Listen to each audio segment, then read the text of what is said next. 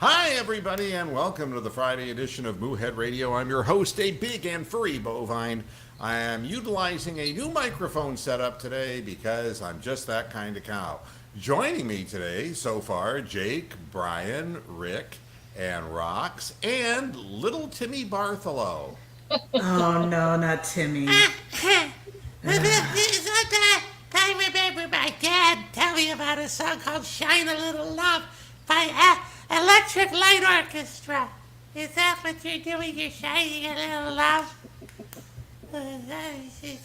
It distorts your face and it's creeping me out. Make it stop, dear God, make it stop. It's enough, Timmy. I'm not doing Timmy. The first day I get a whole new audio interface and all. I'm not doing Timmy Bartholow. Nobody Yay! does This, Timmy Bartholow. this just in, Timmy Bartholow to be the Browns' new GM, according to Josh McDaniel. I think I can do the job for some reasons.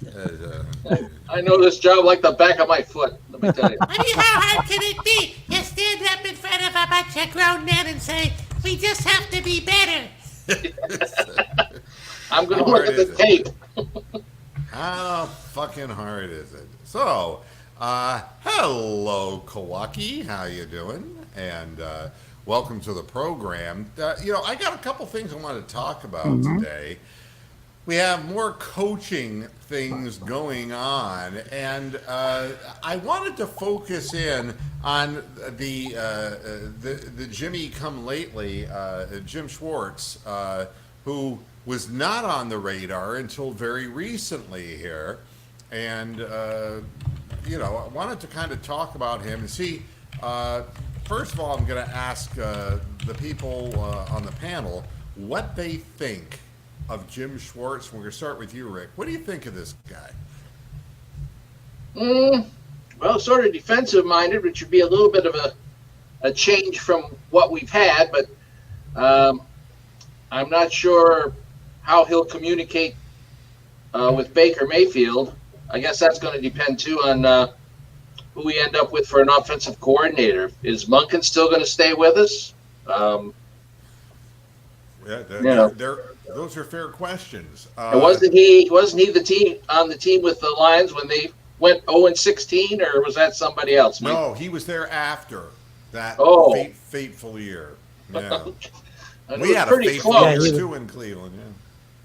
He was the replacement coach. Oh, okay. Yeah. Well, he's been there, seen that. Huh?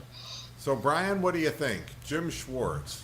He would be a decent defensive coordinator, but again, I don't know how he would be as a head coach for the Cleveland Browns. I mean, he could turn out to be Bud Carson and go 10-6. Who knows? You know, Alistair, the problem with that is when you say I would pass, reminds me of Freddie Kitchens too much. Like, third and a half a yard, I'd pass. Yeah. I'd be more scared if he said I would shovel pass. Yeah, exactly. Right. Fourth Jake, and 9, you run. Jake, what do you think? Jim Schwartz. He's won before. I really like that, and I don't think Baker needs an offensive head coach. I think he needs an offensive mind. I'm not sure if you're going to keep Monken, but at this point, I wouldn't really dislike the hire too much. Plus, if the other guy's McDaniels, I might rather have Schwartz at this point. And Rox, what do you think about Jim Schwartz? Well, I just will repeat what Alistair Erskine said in the chat room. The only sports I like is from Spaceballs. You like Spaceballs. May the Schwartz be with you. Oh, my God. All right. I figured I would get a more serious response because, Rox knows a lot about the history of the Tennessee Titans, but she's just not letting on. As far as I'm concerned, you remember a week or two ago I was saying the Browns should, in a sane circumstance, hire a defensive-minded head coach. And that's when Ron Rivera's name was being mentioned. And I was a little nervous about Ron Rivera, and I'm nervous about Jim Schwartz, too. But the thing is, one thing you get with a former defensive coordinator who was successful is toughness built in. He's going to automatically be a disciplinarian. He's going to be kind of Marty Schottenheimer-esque, and he's going to be the kind of guy who lays down the law. And I think the Cleveland Browns need that. There is a problem, and I'll start with the problem, and that's that if the coach is going to be the guy who has a say kind of in who gets the GM position, the reason that Schwartz makes sense to Jimmy Haslam is because he is big on analytics. And you know, Schwartz is really a big analytics guy, and that would be to the liking of DePodesta and would force the general manager to be an analytics guy too. So we would be a completely analytics-based front office situation, except for Jimmy Haslam, who can't count. So you have that, all right, is a big worry of mine. But the other worry of mine is if they leave it up to the head coach to bring in an offensive mind, well, Jim Schwartz doesn't know one. And if he does know one, he hasn't produced him anywhere he was. And you can't afford to take another step back offensively if you're the Cleveland Browns. In a perfect world, you would hire a Jim Schwartz and say, hey, buddy, you're 53 years old. You know, nobody wins with the Lions. We're not going to hold that against you. You got a really great record as a defensive coordinator. We need toughness, and we need you to really get our defensive line. You're great working with interior linemen. If you could turn a Larry Ogunjobi 2 notches up, if you can take our guys that we have and make them better, imagine how much better we could make Myles Garrett. So, you know, there's that going for him. The thing is that I would want an offensive coordinator who really has nothing to do with Jim Schwartz. And I don't want a former acquaintance of Jim Schwartz, and I don't want to end up with a Belichick tree dominated coaching staff. Whether it's Didn't we already go through that with Cornell? That's right. And I'm not interested in getting back in that shit again. The offensive coordinator position, Monken still technically holds the title, but I can't imagine that they would keep him under any set of circumstances. Be that as it may, in a perfect world, it would be like when you hired Marty Schottenheimer and you had Lindy Infante. Those two men had nothing in common whatsoever, except that Lindy Infante knew offense and Marty Schottenheimer didn't. But that Lindy Infante didn't go on to be any kind of a head coach in Green Bay, and Marty Schottenheimer never learned about offense, but once they started winning and going to the playoffs, he insisted on being the offensive guy and being in charge of that, and hired a bunch of flunky offensive coordinators, which led to the demise of Bernie Kosar and the Cleveland Browns offense. I don't want to see that happen again. A defensive coach is a defensive coach. And I always talk about, you know, Lovie Smith, and I talk about all the guys who have a history of being a defensively minded head coach. The important thing is that you find an offensive coordinator who thinks out of the box as opposed to somebody who just, you know, I don't want, you know, and the fact that we have 2 good running backs, I don't want Jim Schwartz sitting here saying, well, you know, who gives a shit about OBJ and Landry and Baker Mayfield when we can run the football? And then we'll go from one extreme to another extreme, which we really don't want to do. But there are some good things to be said about this guy. For one thing, his history would suggest that he has really good results defensively. Listen to some of the guys, the defensive tackles. Albert Hainsworth, who was a beast, Ndamukong Suh, who was a dirty, filthy beast, Marcel Darius, who was awesome in Buffalo, and Fletcher Cox. These guys all first team Pro Bowl while he was the defensive coordinator coaching them. He started with Belichick with the Browns, oddly enough, Schwartz did, and people remember him most as the Titans defensive coordinator because of Albert Hainsworth. And you know, during that time, you know, when he was a defensive coordinator, he had an opportunity perhaps to be a candidate anyway for a 49ers head coaching opening. but Mike Nolan got the job. The Redskins, the Dolphins, and the Falcons he interviewed for. And when the Lions finally decided to hire Schwartz, it was like, well, that figures because they never had a quarterback anyway. They were 2-14, Detroit, the first year that Schwartz was there after an 0-16 year, and the entire city of Detroit perked up and said, hey, we're moving forward. In 2010, Schwartz began the season with a 2-10 record. Now that is not good when you back up a 2-14 to a 2-10, but they won 4 games in a row. All right. So he returned the Lions to the postseason actually in 1999, and they started, in 2011, and in 2012 they started with a 4-4 record, and then they dropped their final 8 games. They were actually, I thought they started even better than that, but they dropped their last 8 games to finish at 4-12 and ended up in last place. I gotta say his record with Detroit looks exactly like Wayne Font's. Yeah, but that Lions are the Lions. William Clay Ford is William Clay Ford, and there the twain shall meet. And by the way, he started the 2013 season with a 6-3 record. That's what I was thinking of. And then they dropped 6 of their next 7 games, and he ended up kitchening them to death. By the time he was hired in 2014 by the Bills as a defensive coordinator, he was only there for 1 year. And it really was kind of one of those unfortunate things for him because the team went 9-7. But Doug Marrone, their head coach, resigned at the end of the season, and Rex Ryan decided to bring in his own very feet-aware assistants rather than retaining Schwartz as his defensive coordinator. Then he went on in 2015.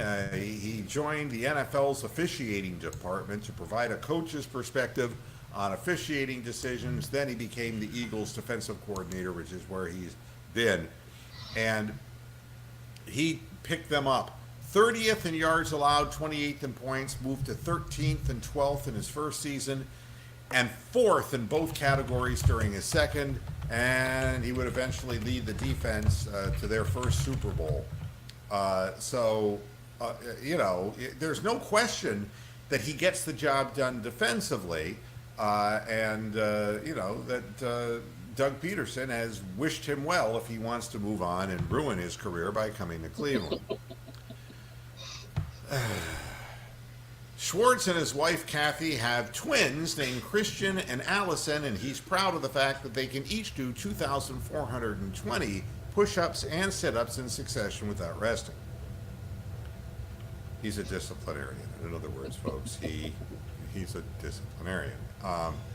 Compare him to Josh McDaniels, who basically said, I guess I will do the interview, and I'm going to bring my wife Laura along with me. And, I wasn't sure I really wanted to do the interview.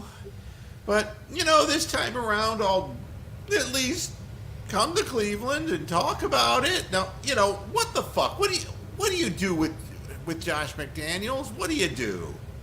Take him out in a boat and shoot him? God damn. That's what I would do. Point out where Hugh was swimming. He was right over there, and you can go farther. What is it with Belichick assistants that think they can pick and choose the job they want? I just don't get that. It's one of 32. It's They they don't win. Belichick some wins. entitlement. Yeah, Belichick wins, not them. I mean, listen to this.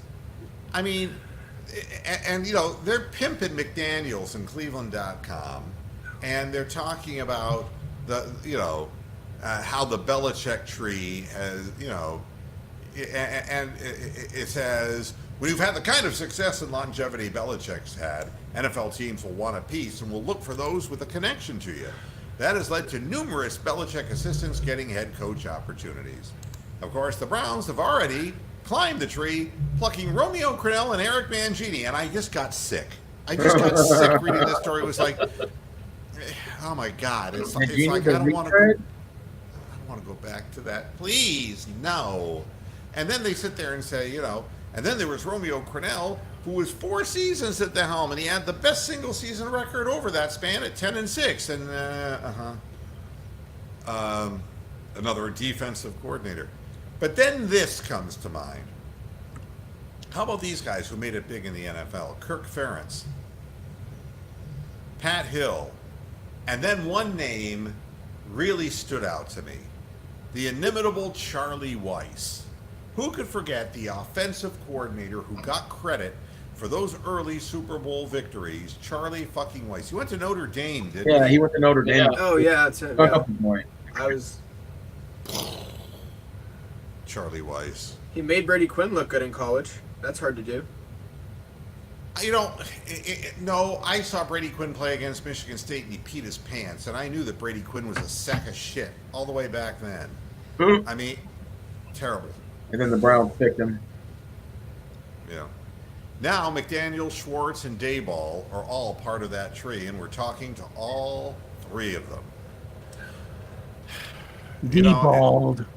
Yeah, and I know I'm not going to say your name because I'm not a disciple, but honestly, he thinks that McDaniels would be great here. I mean, I think it's great if somebody that he's graced us with his appearance. I think It can't just be McDaniels without Brady with him. Yeah, that's just it. I mean, I don't see that Josh McDaniels would have any better a chance being a head coach this time around than he was last time. And 3-13. And can you trust him? No. To lose? With Absolutely. the Colts? I can trust him to blow up the team, and I can trust him to lose every fucking time out. I can put money on that. And Mr. Muhead, I just wanted to let you know, I was in a 49ers hangout the other day, and they made a bold prediction their coordinator is going going to be the next Browns head coach. Saleh, yeah. Well, I mean, defense coordinator. I don't know. I mean, it's funny, Alistair. I thought Glenn Campbell would be my pick. So it shows what we know. Why don't you guys just bring in Kevin Costner? I mean, did you see Glenn Campbell? I mean, the first day that he's announced, howdy, I'm Glenn Campbell. It's like, I don't know. And I'm about not hearing anything about Dan Campbell at all. Not hearing anything. And about Hopefully he doesn't have Glenn Campbell's dementia. Yeah. Glenn Campbell's dead, so he doesn't remember anything that happened. Leave him alone.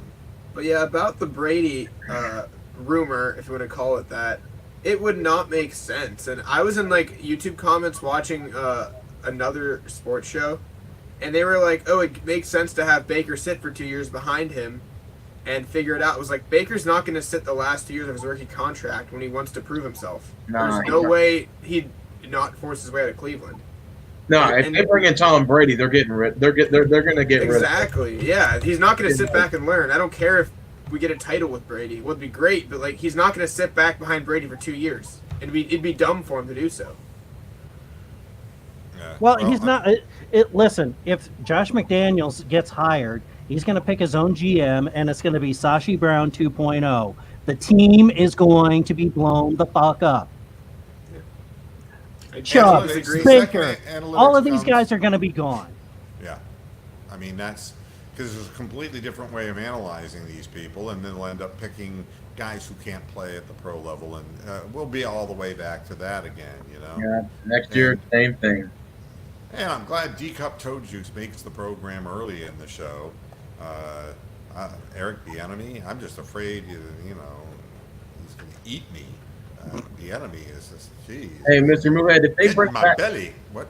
I said if they bring back Mangini, maybe they should do like a reunion and bring back all the old coaches and let them be a part of it again.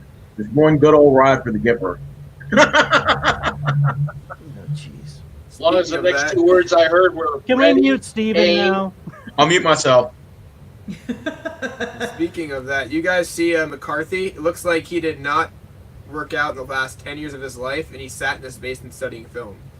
That dude put on 80 pounds since he was fired. Oh, really? Oh, he looked big.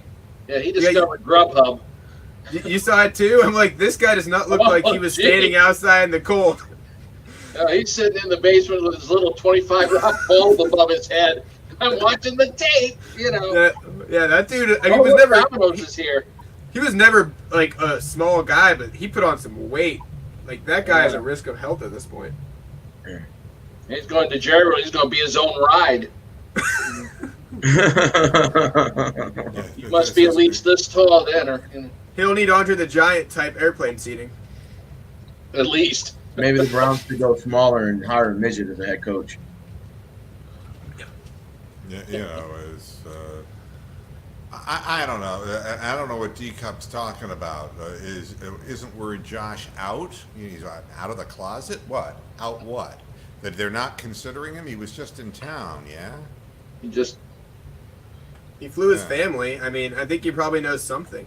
I thought they weren't going to decide anything till tomorrow. So yeah. Well, he probably. Well, no. Yeah, that's good. Maybe the media. I'd imagine they'd have the guy that they choose ready in town tomorrow. I'm sure they're going to give him a heads up tonight. Well, I mean, is the fact that Josh McDaniel brought his wife along an indication that he's going to be the guy? I mean, I don't know about that, but I think they're getting ready and they have their finalists and they're going to have the man they choose in town tomorrow. Hey, Mr. Moohead, maybe she's servicing Jimmy Haslam. Maybe they're going out to eat and he wanted to go Dutch. Can you imagine? Do you remember the last time Cleveland and Boston Here, take were my involved? coupon book. The last time Cleveland and Boston were involved, Kyrie Irving was saying how great Boston was and how Cleveland was a shithole. Could you imagine Josh McDaniel's wife, Laura, coming to Cleveland going, yeah? That's what Josh McDaniels is going to be saying at halftime in the first game. Yeah. He's going to say, is it too late to get out of my contract? Hey, if a Browns fan was willing to hit Myles Garrett, I can only imagine what happens to Josh McDaniels. Here's when Josh McDaniels goes nuts at halftime, being down 30-0, and he catches an Uber lift back to New England. Wouldn't this be good? I could do this as a subliminal. I'm just figuring out all kinds of ways of doing shit, you know? I mean, How about old Moohead Radio logos? I don't know if you're going to be able to see this on the screen. These are funny. No, you can't really see that. You have to really blow that up full. Yeah. You know, Mr. Moohead, if they bring in Mangini, I'd rather see Holmgren sitting on a golf cart on the sidelines. At least, you know, he's had proven head coach experience better than Mangini. They're not bringing back that fucking little penguin. Okay? When you put up those logos, can you click on them and make them bigger? Hey, no, If that were the case, I'd be clicking on my dick. We're going to load that penguin into a trebuchet and fling him out into the fucking middle of Lake Erie. remember when Holmgren went off on that reporter? He said, when it's playoff time, don't come asking me for tickets. I remember that. I try to forget these things. His promise. You're here to remind me. God almighty. Remember that one GM they brought in 2006? I forgot what his name was. He's like, I want everybody to walk in the room and be like, what's it like to be a Cleveland Brown? I want everybody to feel good about being a Cleveland Brown. Y'all remember that guy? Well, here's my favorite one. It was a GM y'all hired. I don't even want to remember it. I'm a man with no memory. Cleveland.com. They've been doing these silly articles about people who are Browns fans, all right? But none of them really want to come forward, all right? They're like all in the witness protection plan, right? Nobody wants to acknowledge that they're Browns fans. And so where do you find somebody who would write an essay about how, exciting it was to be a Browns fan? This is the best they could come up with. I'm going to read this to you. If you didn't read this, you're going to shit yourself. You're going to soil yourself right now. So, Steven, put your McNuggets down. I'm not even eating them. They're behind me. Good. All right. Browns fans from different parts of the country and the world have cheered on their beloved team through the highs and lows. I should do this like Casey Kasem. Fans have seen the Browns win titles and be playoff contenders. In 2019, the Browns recorded their 12th straight losing season. Right? And this is our edition of Why I'm a Browns Fan, featuring Stephen McCoy, who lives in Belfast, Ireland with his wife of 13 years, Cara. He has 2 daughters aged 11 and 9. Let him explain to you why he's a Cleveland Browns fan. Are you ready? Let her He rip. took a job as an accountant 8 years ago in Nashville, Tennessee, and he began watching the NFL, and he had followed the league in the 80s when he was a kid. He didn't like Hall of Fame quarterback John Elway, and McCoy has attended one of the NFL's London games at Wembley Stadium, a matchup between the Redskins and the Bengals. When McCoy was in Nashville, he saw some Titans games, but he could not establish a connection with that team. He said in his submission that in 2015, he wanted to find a team that he could embrace. As he read about the Browns' history, he saw they had regularly been at the bottom of the standings. I just thought, you know what? I want to root for the underdog, and that's a good project to get behind and go for those guys, McCoy said. McCoy considers Belfast similar to Cleveland in the sense that there are killings all the time there. According to Belfast City Council, the city has a population of 340,000, while Cleveland's is 383. The difference is it's easier to understand the English in Belfast. And you guys have a little bit of a reputation from the 70s and going through the 80s, kind of being a little bit of a tough town to be in, McCoy said, adding that little racist element that makes those Irish people so damn special to me. I think that's another reason that kind of led me to go to Cleveland, because it reminded me of Belfast. He hasn't been a Browns fan long, but as soon as he became one, they went 0-16. Then he questioned his fandom when they went 1-15 in 2016, the year before, only beating the Chargers. Well, there was a few moments that season when I was like, oh my God, what have I done? But he fondly remembers the back half of last season when the Browns won 5 of their last 8. He's never attended a Browns game, hopes the team makes another London visit, but he'll be absolutely ass-raped not to go out of his way to watch a Browns game anytime soon. I hope they come to London, McCoy said. Then they'll remind me of London as well as Belfast. We're talking, my wife and I and daughters, about potentially going to Disneyland and doing that in 2021. So maybe we'd get a trip up to Cleveland then. And that's the story. The guy's been a fan for 3 fucking years. Fuck him. Fuck the Belfast guy. He don't know nothing about suffering. Fuck him. And that's what they print as a representation of a Cleveland football fan? And now our long-distance dedication, the Beatles, and Help. Yeah, you know, it's like, and now the dedication, go wipe your ass with sandpaper. I mean, they probably couldn't find an American to say something decent about the Cleveland Browns, so they had to go to the other side of the pond to get a decent headline out of that. And Bronk can tell you firsthand. He's been to Belfast 4 times, you know? I don't know. Here's a guy who wants Josh McDaniels. Ooh, I want him. I want him. And where he goes, I swallow. I swallow. I swallow. I will swallow him. Swallow him wherever he may go. Okay, enough.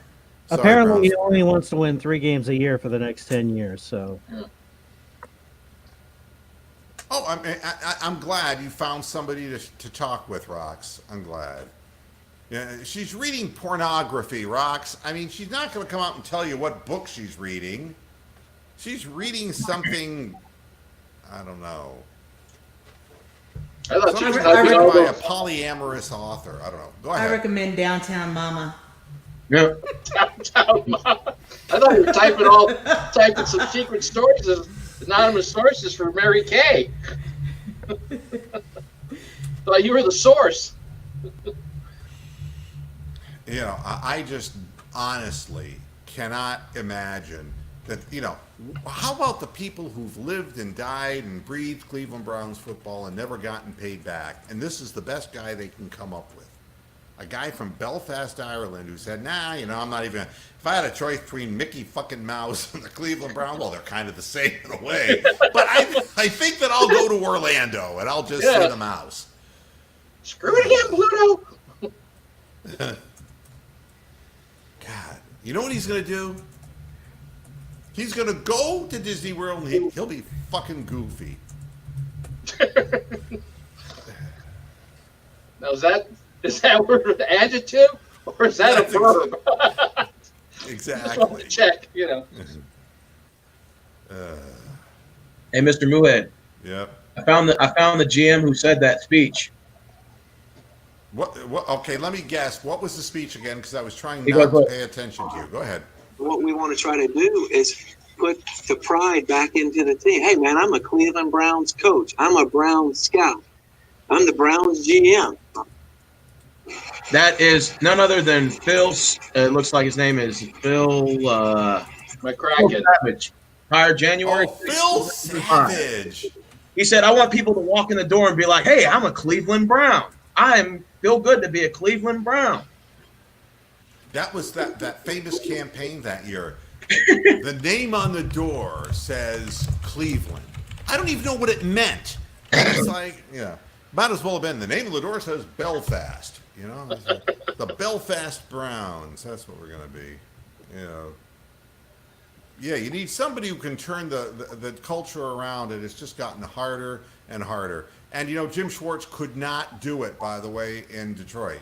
It's really hard when you have a doofotch for an owner. Go ahead. What's kind of funny is it's actually Southern Ireland that would be the orange. Their flag is orange, white, and green. Oh, okay. The green is represents the northern part, and then the orange represents the southern part. And Mr. Muhead, honestly, I'm ready to see Cleveland turn things around. I'm tired of them hiring new coaches only for them to be a mime after week one. And they actually look worse than the previous regime. They make every other regime look like Albert Einstein. Yeah. Just want to see. She don't like cocaine-is. Yeah, thank you. I mean, honest to God, I'd forgotten that name. Thank you for making my night, And then you're talking about the silly savage, Phil. Oh, my God. Make it stop, for goodness sakes. So who are you predicting, folks? Who's going to be the next coach of the Cleveland Browns? No, Jay Morgan, I don't want McDaniels because he fucked over Denver, and it took him until Peyton Manning came riding in on his white horse and fucking brought the franchise to actual legitimacy. Okay? There is no chance of legitimacy riding in on a white horse in fucking Cleveland. It ain't gonna fucking happen. Which means we're gonna have 10 years of shit. S-H-I-T. Shit. So fuck all you goddamn, McDaniels is our savior. Quit jacking off.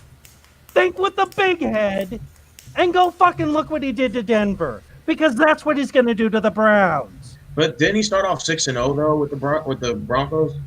Yeah, and where did they end up? I know. Shitsville. Shit fucking Ville. I'm tired of being in Shitsville. It sucks here.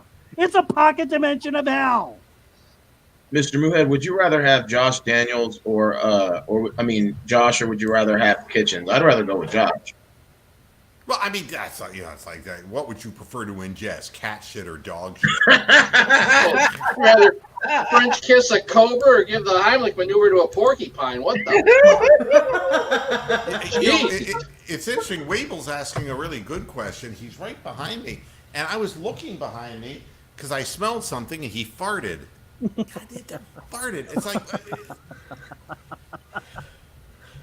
does that mean the dog picked McDaniels or what? I don't know. The dog's Actually, he looked at me and is said, "I don't smarter than remember McDaniel." eating that." Or is that what he thought of Haslam? I don't know. Hey, Rick, did you hear that rumor that Jimmy Haslam drafted Manziel because some homeless bum told him to do it? Well, Haslam knows when to go to the top, doesn't he? Maybe you should hire that homeless bum as head coach. All right, let's predict. You're going to predict right now. I mean, did they say they're going to name the coach tomorrow?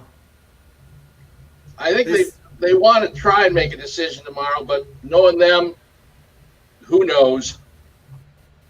All right. So, Jake, who do you want, and who is going to get the job? Well, Dable and Schwartz sound like the people I'd prefer. Probably Dable, but I've not heard much about that. I'm guessing McDaniel gets the job, so All right, that's Brian. that's my pick to likely. It's fair. They'll probably end up picking McDaniels. And the team will turn into a shit farm. And who do you want, Brian? Who do you want? Who do I want? I want Tom Coughlin. Really? I want somebody who's actually won 2 Super Bowls with a mediocre half-wit named Eli Manning. That's who I want as my goddamn coach. But what? He runs the ball. He'll hire the right fucking coordinators and the right staff to do the goddamn job, and we'll end up with a team that can compete with the goddamn Ravens. Is he bringing in Eli? Everybody else is going to be a shit fucking fest. Is he bringing in Eli as a package deal? No, dumbass, because he can win with Baker Mayfield. God, Tom- you are such a fucking village idiot. Tom Coughlin, to me, I would rather die. If he came to Cleveland, I would never watch the team again. The guy is a complete cocksucker. And, I mean, as far as I'm concerned, fuck But him. he's not a fucking retard like Josh McDaniels, who's a sock puppet for the goddamn owner. He's going to be Jimmy Haslam's fucking sock puppet. That's all we're going to get. Yeah, right. And I don't disagree with you there. But the thing is I agree with you. He's not a sock puppet, but that's why he's not going to get hired in Cleveland anyway. And, honestly. But that would be my choice. Now, can I ask you a question, Brian, if you don't mind? If it's, let's say, assuming they do make the hire and bring in Coughlin, how long do you think it'll take for him to build the program? Do you think it'll happen instantly, or do you think it'll be a 1 to 3 year process? I mean, I'm asking for your opinion. I would say it would probably be a 2-year process if they can keep everything the same. And fuck you, Jay Morgan. Fuck you. I got the microphone. Fuck you. Just remember, only by the grace Okay, of can I make God. my prediction? Yeah. Oh, no. We have to go to Rick next. Okay, We're sorry, doing it sorry. in order. Rick, who do you want, and who are we going to get? I kind of like to see what Schwartz would do. We'll probably get, that guy from New England. And does it really matter because the same guy's sitting in the conductor's chair, Mr. Haslam? Yeah. All right. And next we'll go to Steven. Steven, who do you want? Who do we get? All right. Well, I would like to see Schwartz take the position, but I highly doubt it. I think what happened was Mr. McDaniels brought his wife as an offer proposal for Mr. Haslam, sort of similar to Bob Kraft, but a little bit different. And then Jimmy Haslam in return said, "You give me your wife, and I'll give you some of those rebate deals that they haven't yet, hiding in the Cayman Islands with the contract, and you could be the next head coach." They shook hands. They're going to make the announcement tomorrow. Well, what if it turns out that D was part of this process? Forget it. I don't even want to go there. The thought of excessive carpet munching is exceedingly disturbing to me. As for me, boy, I'm sold on nothing at this point.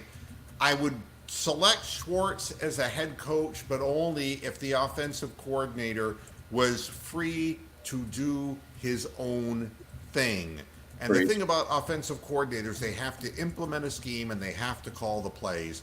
And I don't want Brian Daboll because he was in Cleveland once. He's a horrible offensive coordinator. He's terrible. He's terrible still in Buffalo. They sucked. And the fact is that with what he had to work with, he just did what he did in Cleveland, which is this flat check down Charlie offense. And that's what he is. He is just real vanilla, and I don't want to have anything to do with him. Schwartz, I'd love to see him toughen the team up. Somebody made a comment that Coughlin is in fact a disciplinarian. I will agree with that. The problem with Coughlin is that he hasn't learned a goddamn thing because he keeps coming back even angrier and more bellicose than he did before. In Jacksonville, he completely ruined the whole franchise. Yeah, he is a destroyer of things because of his. I mean, he's over the top as far as it isn't discipline; it's domination and control, and that's not what you want from somebody in an important position. Josh McDaniels, I don't think that he really. He's the kind of guy who's going to run at the first sign of problems, and nobody's going to come into this job and not going to just. No one's going to just automatically succeed. This is, even though they don't want to use the word rebuild, the fact is it's a rebuild of a franchise that never got built again after 1999. It's just been struggling. It's not an easy job. And this guy has proven that when the going gets tough, he gets going, and he goes running back to his wet nurse, Bill Belichick. And I think the only reason Josh McDaniels is taking the goddamn interview is because he realizes that the winning years in New England are rapidly coming to a conclusion. Yeah. And he's got to get a head coaching position out of this goddamn thing, because if he doesn't, he's going to end up with a losing team and Tom Brady gone, and Belichick will disappear and have his bust put up in Canton, Ohio, and the only thing that will be left will be Josh McDaniels, and he'll have nowhere to go. He only thinks of himself, and he's a prick. And as far as I'm concerned, don't want to have anything to do with him. Saleh, I like the idea of having somebody who's the defensive coordinator. I don't like the idea of somebody who's never been a head coach. I just think that there has to be delegation. The problem with Freddie Kitchens, he refused to delegate play calling to, or even allow his offensive coordinator to do a goddamn thing, as far as I could see.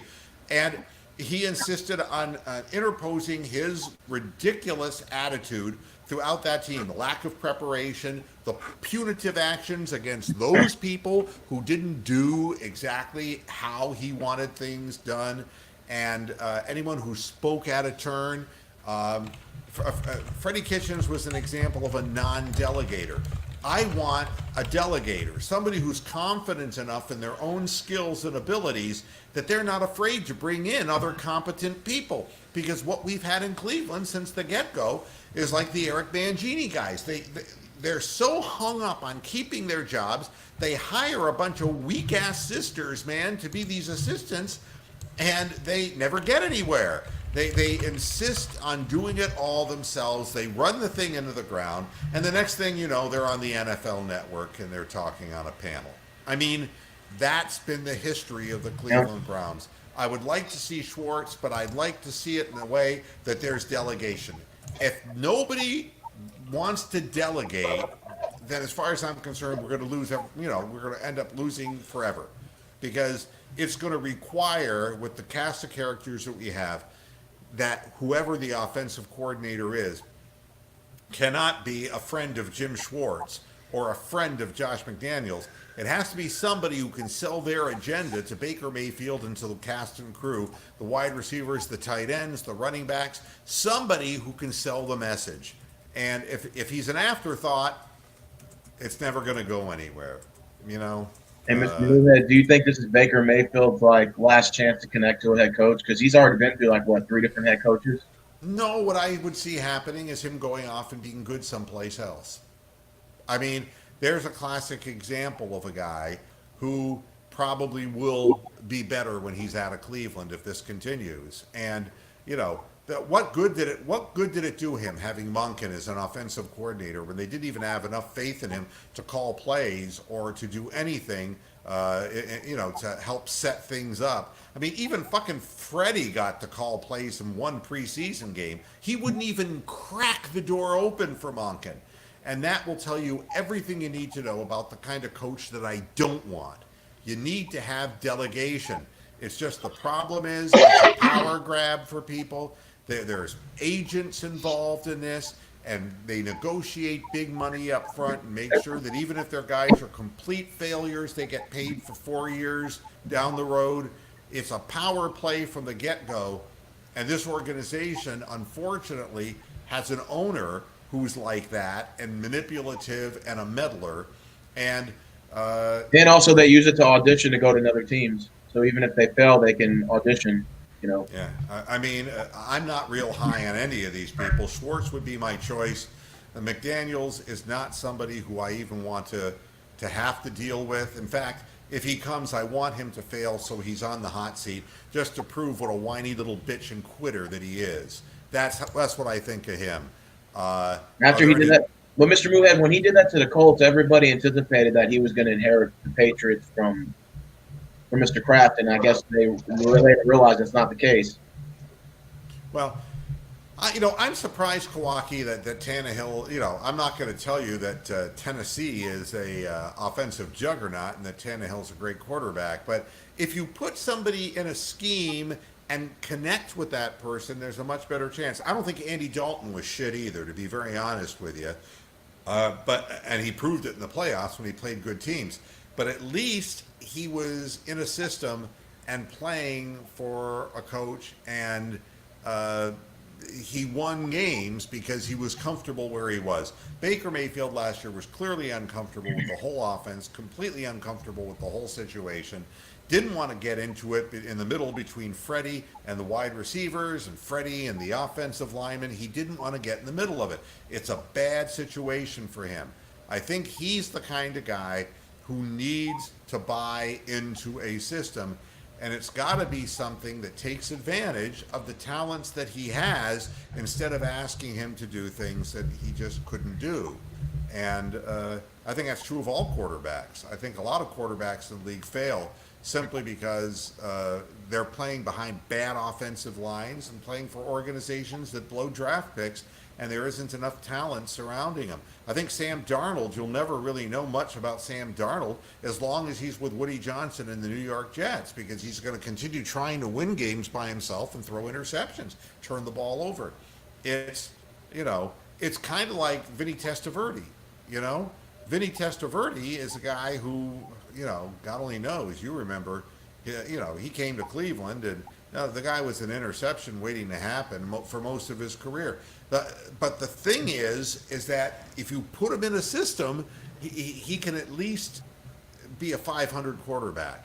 And that's what happens to the guys who are like Andy They were 11-5 in, what was it, 94 or 95? The second year with the team? That's right. Well, hey, Mr. Moohead, did you notice that the Miami Dolphins not only beat the Patriots and essentially knocked them out of the playoffs because they knocked old man Brady to have to play an extra game in the wild card, something he's not used to. But Ryan Tannehill, former Dolphin, put the nail in the coffin. Yeah. Closed out the Brady era.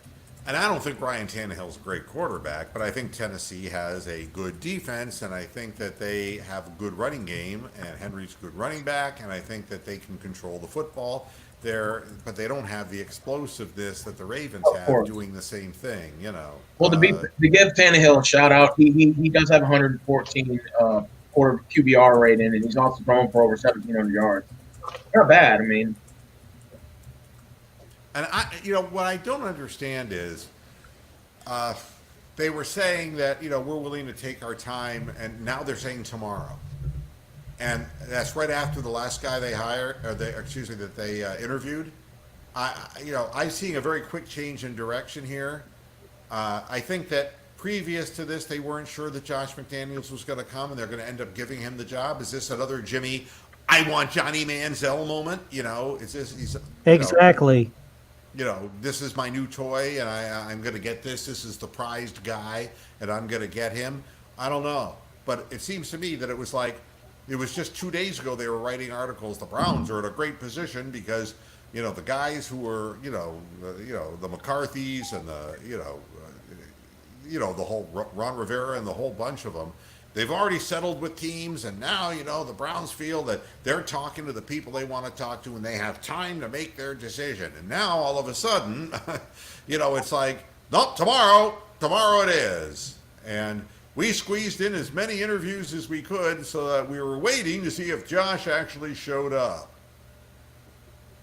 I don't know. It'll leak.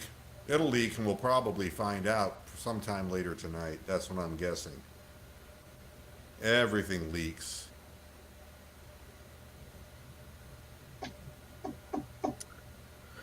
Including Jimmy Haslam's Depends.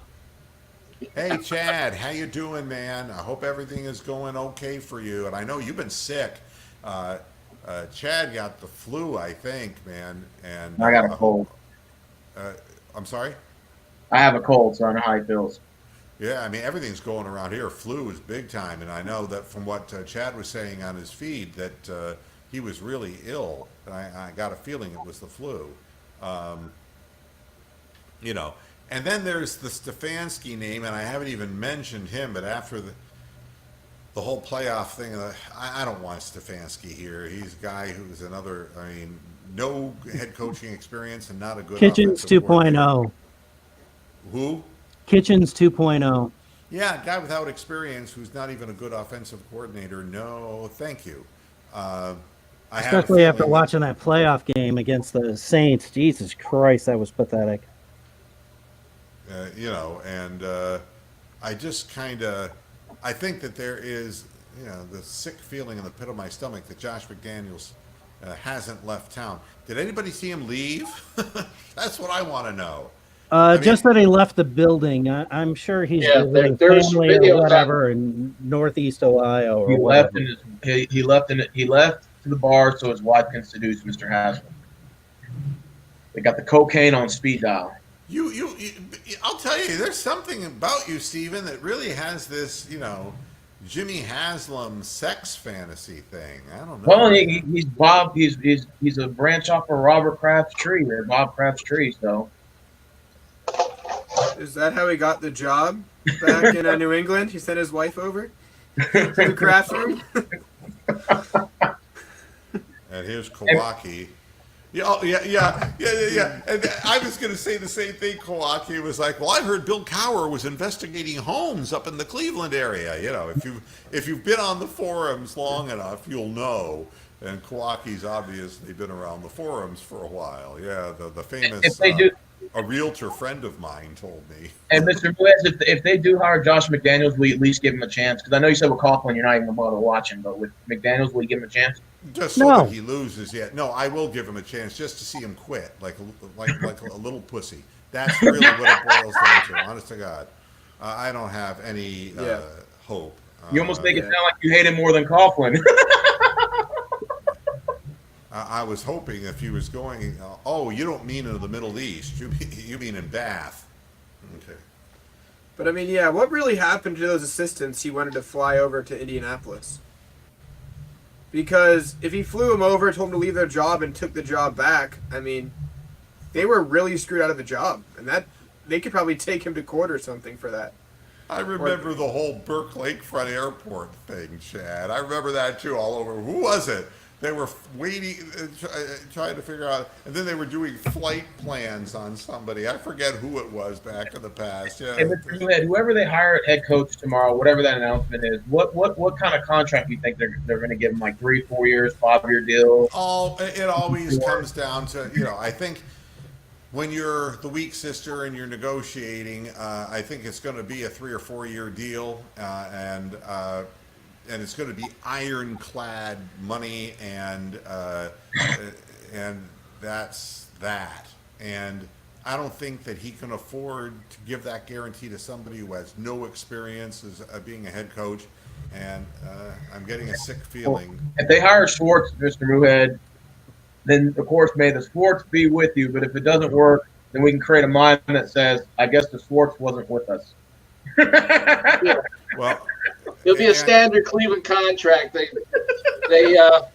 hire him for 2, pay him for 4. That's how it usually works. Yeah, and D Cup told you to saying maybe Josh is older and wiser. You know, because he wasn't sure he was even going to do this interview, if you remember, and that really makes me nervous. That was reported. Yeah, I know, Bronk. I'm not talking about NBA. Now, Lanning's was in Bath. I'm sorry, and Tangiers in West Akron. Yeah.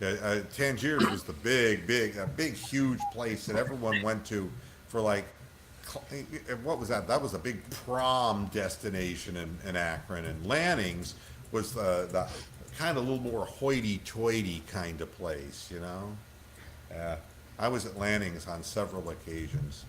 Yeah, they, they saw me coming, and it was. Hey, Mr. Mueller. I was in the men's room, but they saw me. Forget it. Mr. Mueller, can we do our playoff predictions for the 4 games? Oh yeah, go right ahead. Go ahead, Steven. All right, the first game is it's going to be the 3 o'clock game, Minnesota at San Fran. I just going to ask a panel question. Is there anybody picking Minnesota? Anybody even in the chat room? That's all I want to know. Does that? I mean, You can ask Toby. okay. He might give you Minnesota, but I don't think the rest of us. All right, what about that Tennessee at Baltimore? If they stick with Derrick Henry on the run game, limit Lamar's Jackson off the field. Okay, is anybody picking the Titans? No. I don't even remember the Titans. Okay. Well, Brady does. Well, hey, what about the Sunday's games? You got Houston at Kansas City. Now, that could be a game I could see people picking either or. Yeah. Anybody picking Houston? That one, there's more of a chance. Kansas City just hasn't been as dominant as what people thought they were going to be.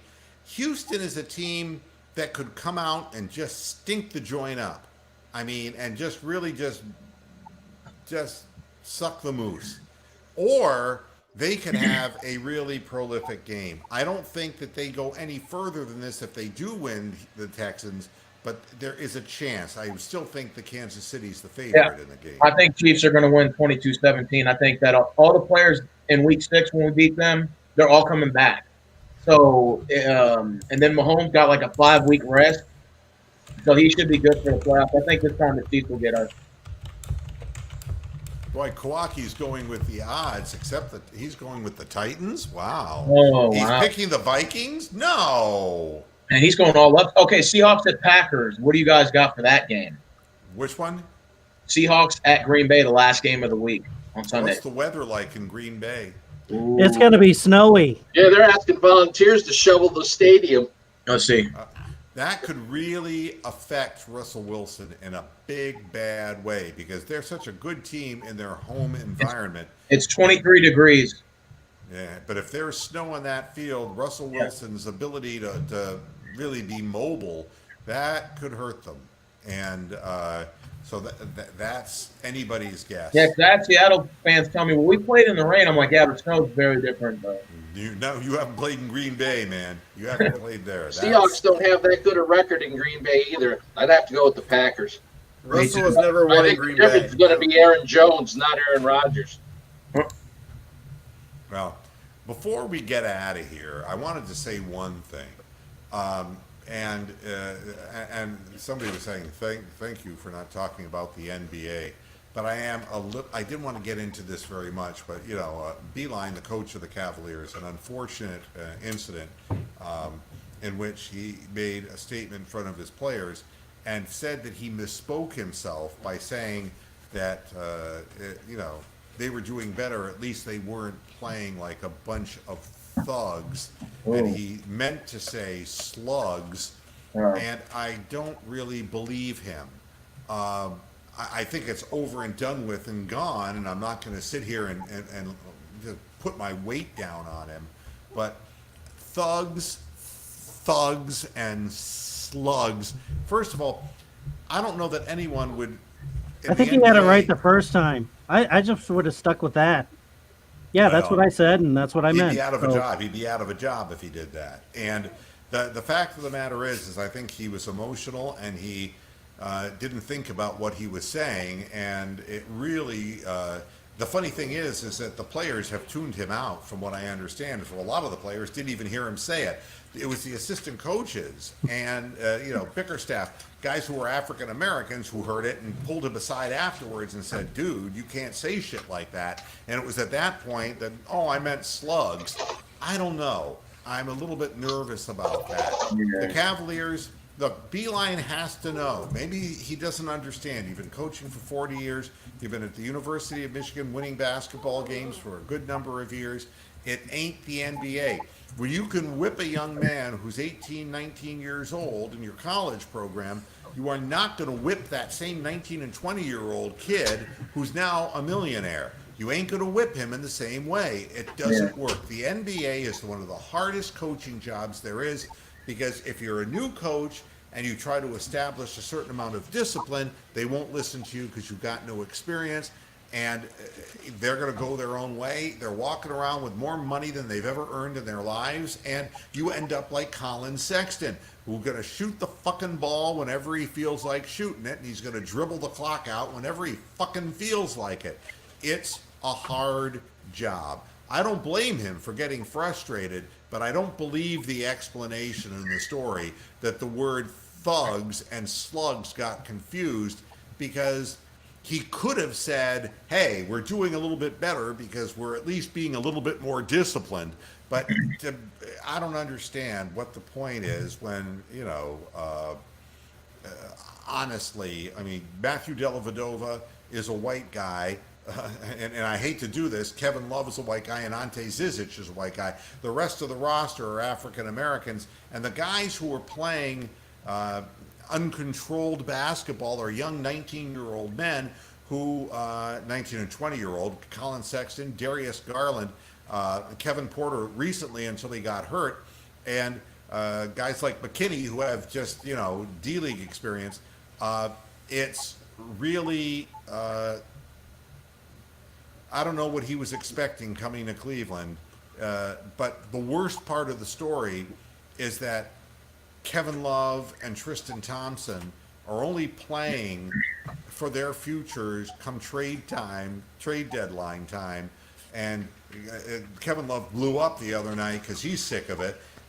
The coach has, for whatever reason, and I think in the NBA it's a cultural thing, and I don't mean a racial thing, I mean a cultural thing. A guy who's been a college coach his whole life, who suddenly jumps into the NBA at 66, is no different than David Blatt coming over from the Euro League, coming to the NBA saying, well, I won Euro championships, and immediately the players just tune him out. Tristan Thompson scored 35 points, which he'll never do again in his life, but he's trying to find a soft place to land. And Kevin Love is just hoping to get the hell out of Cleveland because the young guys don't listen to the more disciplined older players on the team. And especially not like today. Maybe 10, 15 years ago the young players did, but not today, no. Yeah, and it's a really, really tough job. But Hey, Mo. Hey, Mo. Who was that power forward that got suspended for like 10 games because he kept whacking the one guy from Memphis or Oklahoma City in the nutsack? Who is doing the flirpa crotch? I'm trying to remember who Draymond Green? The Draymond Green? Yeah. Draymond Green was the guy. Usually with Steven Adams, I think. Yeah. Because when Draymond did it with his feet. Adams would get smaller and smaller.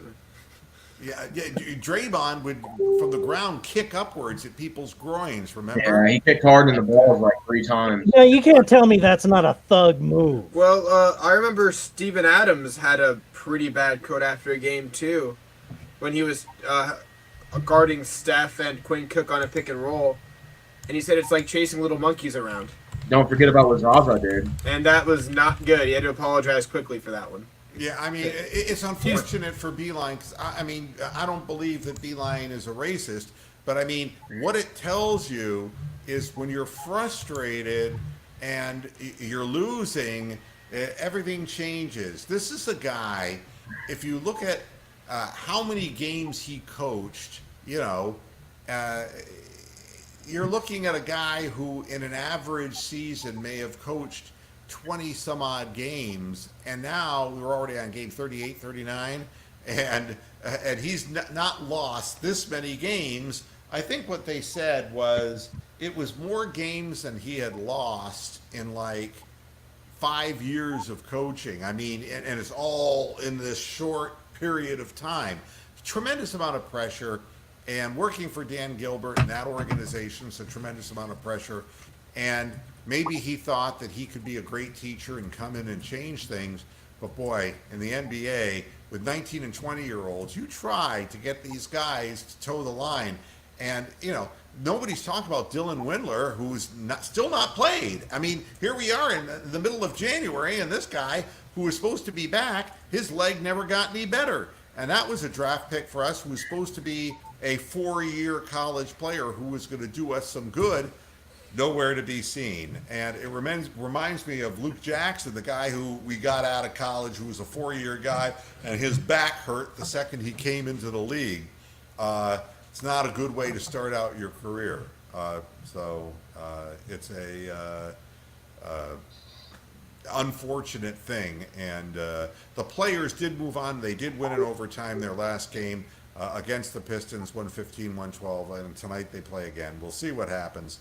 But I expect those guys, Tristan Thompson and Kevin Love, to be traded at the trade deadline for more picks. And all that's going to do is going to make the next head coach, because Beeline at 66 could just retire. He doesn't have to put up with this.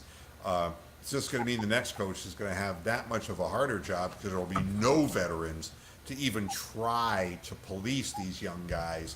They just, the problem with the Cavaliers is what will always be the problem when you're dealing with young, physically underdeveloped young men, who are short. We have two guys who are too small to play in the NBA together, a tandem in a backcourt, and we're giving up too many layups. I mean, people are posting these young guys back and scoring layups at will. We're giving up way, way too high a shooting percentage, and it isn't three-point shots that are killing us. They're playing iso ball, and they're isoing Colin Sexton and Darius Garland, who are saying, Follow the yellow brick road. Follow the yellow brick road. they're too short. And it's if you can't defend in the NBA, you're not going to win. And whoever the next coach is, the Cavaliers need to get some size on the floor. Tristan Thompson is undersized. Kevin Love at 31 is become a perimeter player. We don't have anybody who, John Henson and his Muppets. I mean, that's not going to help us. So We is don't Love have getting a traded rim before the protector. All-Star break? Is Huh? Love getting traded by the trade deadline? Oh, yeah, they'll be traded by the trade deadline. I mean, I think that's what Kevin Love's explosion about the other day was about. I just think he wants out of there. And Tristan just Thompson frustrating. had a similar game. Yeah, and the thing is, Tristan is, durable and has market value. And I'm not saying that Kevin Love doesn't, but at 31 years of age, his body is betraying him, and he doesn't want to become an afterthought at 31 years of age. He wants to go someplace where he can win. It's And gonna be you a can't contender. really blame him. It's going to be a contender. Yeah. And the only thing that contenders are usually going to offer is just draft picks to stockpile on for the next couple of years, Yeah, and it's interesting. Toby brings up a really good point, and this is the problem, is the connotation of all of this. I don't know. That's the bottom line, Toby. I haven't either, and that's the unfortunate nature of the quote. And it can be interpreted in a very bad light. And I hope the team moves on from it, but as far as the Cavaliers organization, you got to get people with some kind of height, some kind of imposing physiques on the floor, because they're just getting out physical. I think they believe that they could run and gun in the open floor, but that's what they all think. You've got to be able to get stops at the other end. If you don't do that, you're not going to be in any games to speak of. You're going to fall so far behind. You're going to consume all of your energy trying to come back, and then you have nothing left to finish with. And these are 19 and 20-year-old guys who are really only used to playing 26 games or whatever a year in a college basketball season. And you're asking them, as the season progresses toward, 82 games, for them to be able to pick it up in the second half and continue to come back from deficits. Not gonna work. All right, that's it for the show today. We'll see what happens on the weekend. Some good football to watch, and we'll see what happens tomorrow, or if something breaks tonight. I can tell you one thing: if something breaks, Crazy Dog will be up on YouTube telling you about it. You don't come on here no more. No, but I mean, I every time I look at my phone, Crazy Dog's on the air. What does he do? Does he work? Right? I've invited him on the show. Yeah, nice guy. But I mean, I can't believe that somebody goes on that often. It's like, damn. It's like a pin dropped. Crazy Dog's on the air, He does the live stream too, all 4 games of the wild card. I'm like, oh God. Yeah. I mean, he's into it. God bless him. Yeah. Hey, I noticed he live streamed the Cavs game, but he was live streaming the Cleveland the first 5 games, but that died out real quick. Yeah, nobody's going to stick with that for too long. All right, everybody. Thanks a lot for tuning into this edition of Moohead Radio. It was a lot of fun, and we'll be back again come Monday, as Jimmy Buffett always said. And we'll see who our new head coach is, and we'll be talking about that in depth. Thanks, everybody, and thanks to the panel. And I'll see you Monday. Until then, hasta la vista, Pastor Heads. Good night.